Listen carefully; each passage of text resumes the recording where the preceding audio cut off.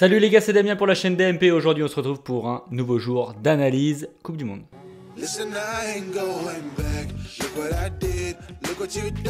Bon, une fois n'est pas coutume, on perd encore nos pronostics pour cette Coupe du Monde, hein, les gars. On commence à être un petit peu habitués. Vraiment, cette Coupe du Monde, elle n'est pas pour moi. Je vais pas vous mentir, que ce soit en VIP ou en public dans les vidéos. Bon, c'est un petit peu mieux en VIP, heureusement.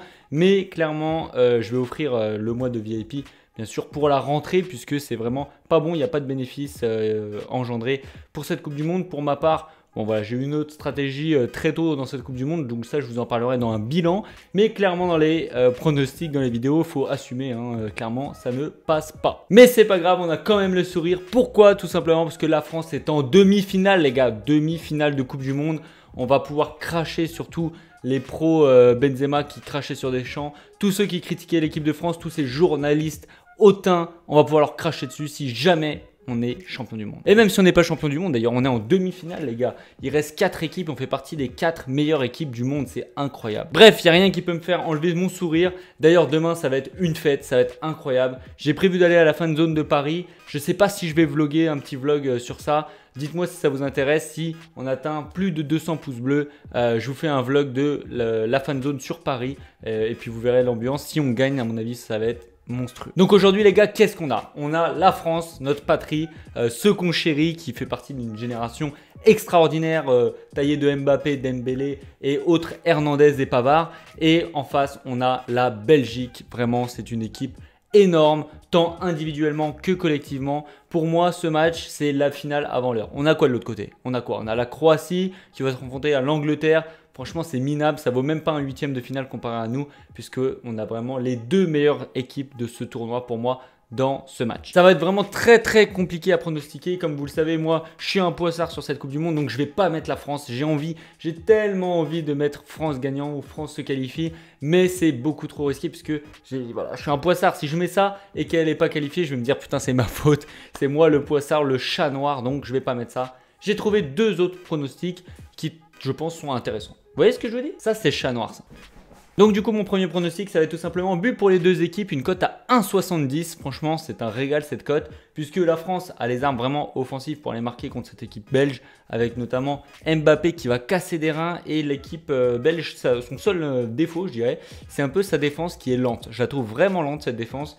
Plus, je ne sais pas qui va mettre, mais s'il met Mertens défend très peu, donc à voir. Bon, je ne connais pas son équipe qui va mettre, mais quand même cette équipe belge, un des défauts qu'elle peut avoir, c'est la lenteur.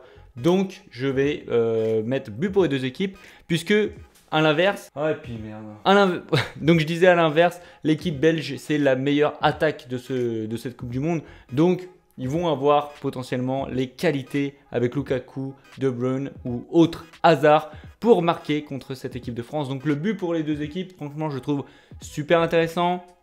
Personnellement, je vois bien un 1-1 ou un 2-1 pour l'équipe de France. Ça serait vraiment formidable. Mais voilà, un de ces deux scores. Et franchement, je pense que les deux équipes vont marquer dans ce match-là. Donc but pour les deux équipes, une cote à 1,70 et je vais mettre 5% parce que je suis vraiment confiant. Et après, le deuxième pronostic, ça va être tout simplement le but de mon bébé, de mon cœur, de mon Giroud des familles. Alors oui, Giroud n'a pas marqué. Franchement, je trouve que ses performances sont bonnes. Voilà, je trouve que l'équipe joue bien aussi grâce à lui puisqu'il pèse sur les défenses. Mais il n'a pas marqué dans cette Coupe du Monde. Ça, c'est quelque chose qu'il faut reconnaître. Et je pense que après toute attente, il peut marquer sur ce match-là. Personnellement, je le voyais plus marquer voilà, sur le match plus contre l'Uruguay, puisque c'était une équipe très costaud. Je me suis dit, on va devoir le trouver de la tête pour pouvoir marquer. Mais il n'a pas marqué et franchement, je le verrais normalement moins bien marqué contre une équipe comme la Belgique où il va falloir être rapide. Mais je me dis, contre toute attente, face à toutes les critiques, Giroud qui marque. Une cote à 3,25. Là, par contre, je diminue la mise. On met 0,5% de la bankroll dessus. Voilà les gars, ça c'est mes deux pronostics pour la Coupe du Monde. Hey les gars, j'ai une petite idée. Parce que la Coupe du Monde, ok, elle n'est pas pour moi. Je suis pas terrible. 3 pour rien. Mais j'en connais un qui peut être pas en Coupe du Monde. Tu te sens chaud mon petit pronostiqueur? Tu sens que tu peux faire du potentiel? T'as le niveau ou pas? Ok, donc on place les petits papiers. France, nul, Belgique. Mais toi, il te faut un petit peu un appât. Un appât, hein. Attends. Arrête.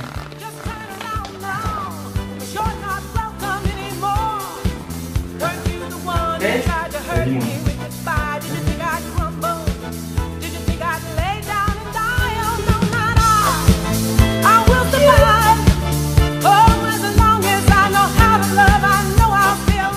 Voilà les gars, ça c'est mes 2 pronostics pour la Coupe du Monde. N'oubliez pas, si vous voulez le petit vlog dans la fan zone parisienne à l'hôtel de ville, mettez-moi un petit pouce bleu. À 200 pouces bleus, je prends ma petite caméra et je vais vlogger pour vous. Sur ce les gars, allez l'équipe de France, faut que tout le monde les soutienne. On n'en a rien à foutre de toutes les critiques des journalistes. On est 100% derrière les bleus. Je vous dis à très bientôt en espérant avoir le smile jusqu'ici. Ciao.